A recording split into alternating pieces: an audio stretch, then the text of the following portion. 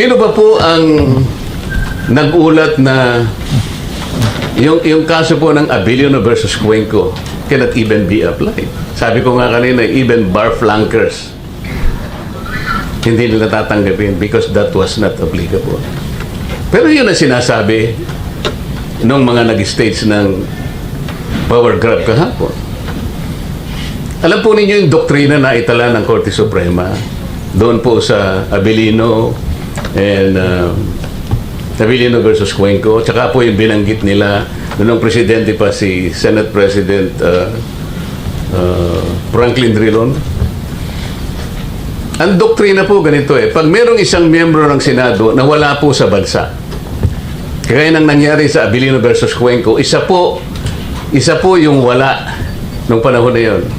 That was March 21, 1949. So 23 lang po. Nagkataon, meron pa pong isa na nasa ospital, kaya 22 lang po yung panahon na yon.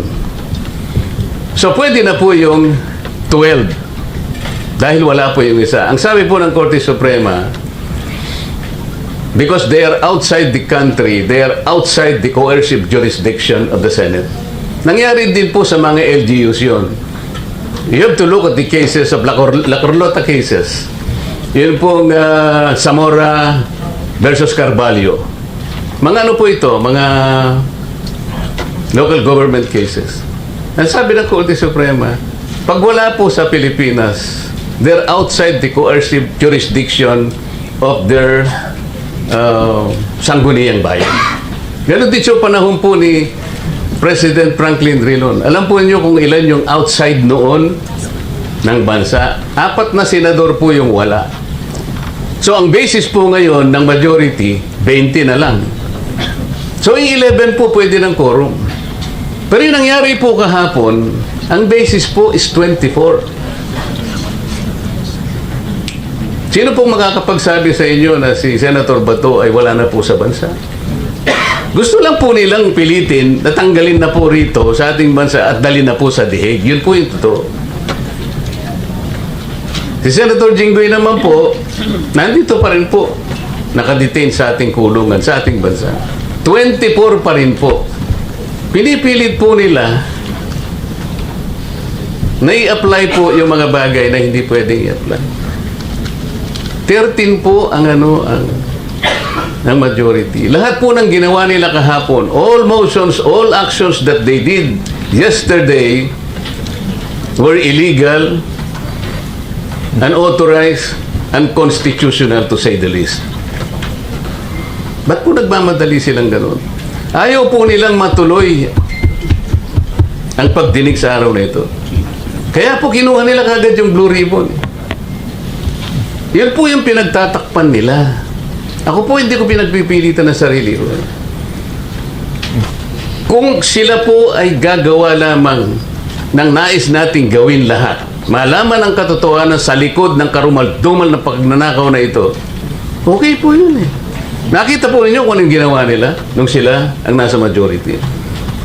Ano po ang ginawa nila? Natanggal po kami, okay lang sa amin po, nangyayari naman po sa buhay ng Senado yun. Acceptable po sa amin yun. Pero ang una lang tatargetin dahil nga sa Blue Ribbon.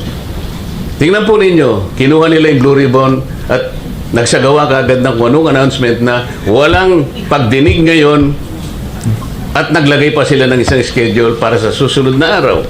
So naguluhan nga po yung mga inimbita namin. Talagang gusto nilang gawin. Lahat manggulo. Gagawin lahat para sa ganun mapagtakpan nila yung direksyon na tinutungo natin para malaman natin ang katotohanan. Yun po sana ang gusto kong ipakiusap sa inyong lahat kung talaga pong minamahal natin ang ating bansa. Sapagkat ang pinag-uusapan po, hindi na tayo dito. Ang pinag-uusapan po natin ang kalagayan ng bansa natin sa darating na panahon. Ngayon po alam na natin kung anong nangyayari na sa bansa natin. Ang inflation rate ngayon, alam na po ninyo, 7.9%. Magbilang na po kayo ng mga ilang araw na lang, magiging double digit ito. Alam naman po ninyo kung ano magiging epekto nito. Outstanding debt natin, 18 point something trillion pesos. Ano po yung Foreign direct investment. Gaano po ang porsyento na ang ayaw nang mag-invest dito sa ating bansa? Higit sa kalahati. More than 50%. Wala na pong gusto.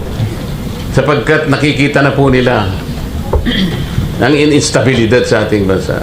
Hindi pa po tayo gagawa ng paraan para ayusin natin. May nagtanong po sa akin noon ano po ba ang dahilan bakit hindi pa po tayo, hindi po kayo magkaisa alang-alang sa ating bansa?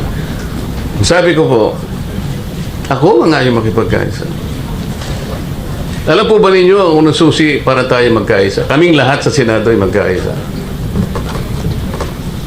Umpisahan po natin ang flood control. Pananagutan po naming lahat ito na ito'y maresolba sa lalong madaling panahon dahil ang taong bayan po'y naghihintay po ng kasagutan sa kanilang katanungan. Pera po nila ito. Bakit sila po matagal na panahon nagbulag-bulagan, nagbibingi-bingihan, parang mga pipi pa? 10 buwan ang nakaraan, meron po ba kayong nabalitaan na binuksan? Hindi po Gumawa po pa silang napakaraming dahilan na wag nang ituloy. Saan po kayo nakakita ng gano'n? Yun po sana yung gusto kong ipakiusap sa inyo. Yung katotohanan lamang po. Without fear or favor. Saan kayo nakakita po ng isang partial report? Napaka-importanting report. Alam po ba ninyo kung kaya hindi kami makapirma-pirma ron?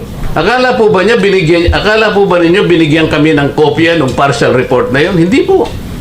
Binigay lang po sa amin ay isang link. Kami ang magpiprint. Pagkatapos babasahin namin, binigyan nila ng instruction daw yung mga staff namin. Hindi pa po kami ang kinausap mga staff. Kapag yung mga principal ninyo ay pumayag at okay sa kanila yung partial report, ibababa namin yung last page, yung signatory page, signature page, pipirma ang principal. Paano ko papalitan nila yung bang bahagi ng report na yun? Alam pa ba namin? 500 pages. About 400 pages more. Kasi nakalagay lang po watermark, nakalagay. Paano kung palitan po yung mga pahina doon? Tilang importanteng mga bahagi doon. Ano ba po ang alam namin doon? Tama po ba yung ginagawang ganon? Kaya po kami ayaw pumirma. Ewan ko po, yung may pumirma. Pero ako, sabi ko, unang-una hindi kumpleto. Paano ako pipirma sa isang report na hindi kumpleto? Pangalawa, wala man lang, kahit na po pasintabi lang na may pumirma kung kanino galing ito. Wala po Link lang po Link. Kami po ang magpiprint, makikita nyo may watermark. Pwede nilang i-deny yun. Hindi naman yan ang binigay namin sa iyo.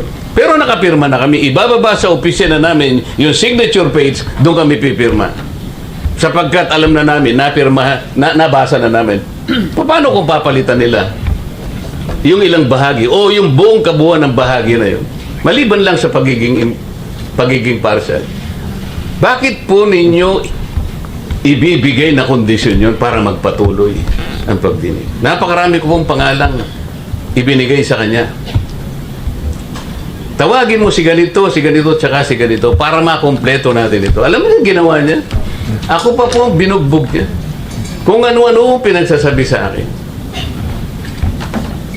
So pasensya na po kung ako'y nakapagsalita ng ganon. I did not mean it.